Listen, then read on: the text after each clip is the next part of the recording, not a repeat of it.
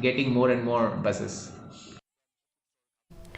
In a bid to combat illegal activities, the Shillong Cantonment Board, in coordination with East Khasa Hills Police, will conduct a security survey to identify hotspots for drug trafficking and other unlawful actions. The initiative includes installing CCTV cameras in strategic locations to enhance surveillance capabilities.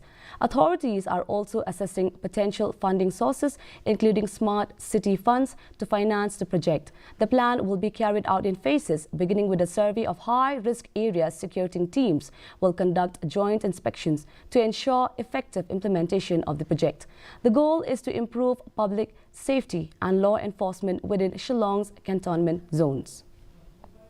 Been multiple instances of drug trafficking, then issues of illegal activities going on in cantonment border areas, particularly those areas where the gray regions exist. So we, along with the SP city, Vivek sir is there, and also we are trying to incorporate the CO smart city. We want to highlight those hotspots where these activities are on peak, and these hotspots will be identified by police, and in the meanwhile we will try to incorporate smart city fund or our own can board funds to install the CCTV cameras here.